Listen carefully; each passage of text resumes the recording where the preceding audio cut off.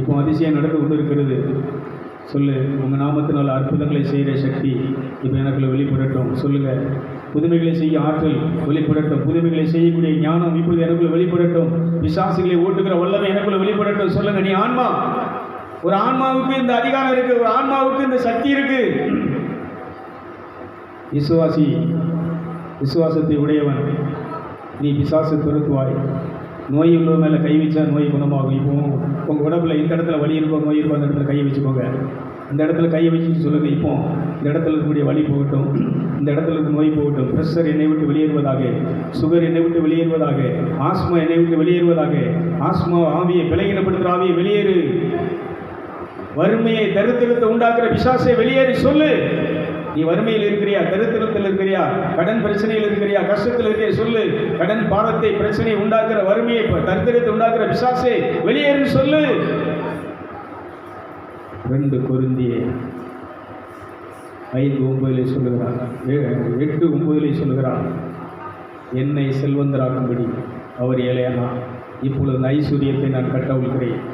இயேசுவினுடைய ஏழ்மையினால், இயேசு தரித்திரர் அந்த பூமியில் வந்தது என்னை செல்வந்தரா, என்னை குபேரனாக்கும்படி. நீ இதை தடுக்க முடியாது. வறுமையை கொண்டு வருகிற சாத்தானை வெளியேறு, தரித்திரத்தை கொண்டு வர ஆவியை வெளியேறு. சொல்லு. சொல்லிட்டு எனக்கு செழிப்பை இப்பொழுது உண்டாக்குற தேவ வல்லமையை கட்டவிழ்கிறேன், இயேசுவினுடைய அந்த ஆசீர்வாதத்தை கட்டவிழ்கிறேன், ரிசீவ் பண்ணுகிறேன். சொல்லு. இல்லை, ஆசீர்வாதம் கடந்து வருகிறது.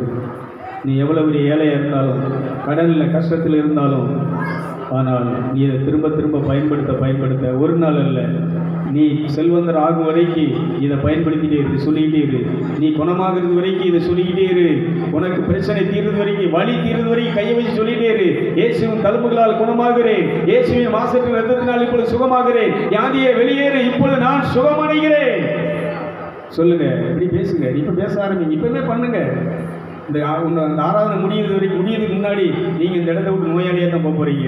இந்த நிகழ்ச்சியை பார்த்துட்டு இருக்கிறவங்க நீங்கள் கையை வச்சுட்டு இதை பண்ணிகிட்டே இருங்க. இந்த நிகழ்ச்சி முடியும் போது உங்கள் உடலில் இருக்கக்கூடிய நோய் பீரும், அந்த பேய் பீரும், பிசாசின் கட்டுகள், மந்திரங்கள், பில்லி சுனியங்கள் எல்லாம் கடந்து போய்விடும். ஏசப்பா, உங்கள் நாமத்தில் அற்புதங்கள் நடக்குது, அதிசயங்கள் நடக்குது, பேய்கள் ஓடுது, நோய்கள் தீருது. அன்னைக்கு இருந்த உங்கள் வல்லமை இன்னும் குறையவில்லை, உங்கள் உயிர்த்திருந்த மகிமை இன்னும் மாறவில்லை. இப்பொழுது இப்பொழுது இப்பொழுது என் குடும்பத்தில், என் விவசாயத்தில், தொழிலில், வியாபாரத்தில் எல்லாம் செழிப்பு ஆசீர்வாதம் உண்டாகுது. சொல்லு, நீ சொல்லு.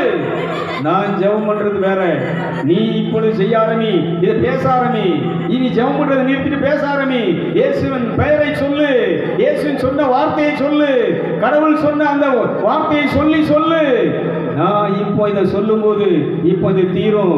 இயேசு என் தேவன் இதை சொல்லியிருக்கிறார். இதை ராத்திரி நீ உட்கார்ந்துருக்கும் போது சொல்லு, படுத்திருக்கும் போது சொல்லு, நடந்து போகும்போது சொல்லு.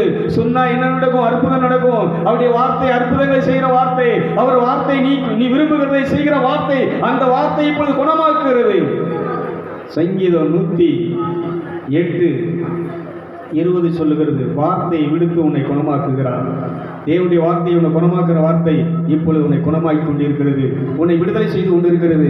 இயேசுவினுடைய நாமத்தினாலே இப்பொழுது விடுதலை. உன் வியாதியிலிருந்து விடுதலை, பாவத்திலிருந்து விடுதலை, சாபத்திலிருந்து விடுதலை, வியாதியிலிருந்து விடுதலை. பெற்றுக்கொள் விடுதலை.